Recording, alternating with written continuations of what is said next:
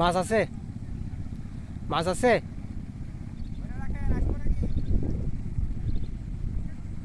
বললাম যে ওটা খাই নিবে ভাই, লাভ দিয়েছে, ওটা খাই নিবে। ঢিল দেন না, ঢিল দেন না। গাইজ দেখেন এই ভাই আছে মাছ আছে, একটা এই মাত্র একটা মাছ হিট করেছে।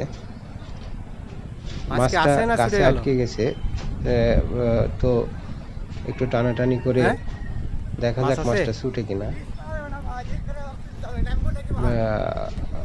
অনেক সময় হয় যে এরা এভাবে মাছ খায়, খাওয়ার পরে গাছে আটকে যায়, কিন্তু একটু ঢিল দিলে বা একটু নড়াচড়া করলে আবার বের হয় গাছের ফাঁক থেকে।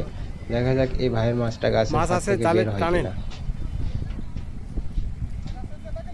হ্যাঁ বের হয়েছে মনে হয়। হ্যাঁ এই যে ভাই দেখেন মাছটা বের হয়েছে, রুই মাছ। এটা রুই মাছ, পদ্মা নদীর রুই মাছ। রুই মাছটা দেখেন কত সুন্দর চেহারা, দেখতে থাকেন। মাছটা বের হলো এইমাত্র।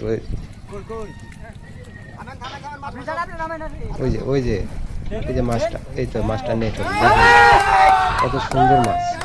এই রুই মাছের জন্য প্রতিদিন এখানে এসে বসে থাকি। দেখেন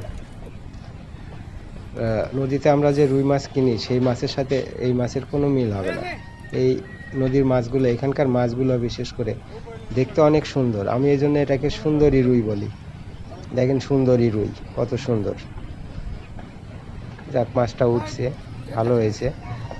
সারাদিন ধরে কষ্ট করার পর এই একটা মাছ হিট হলো।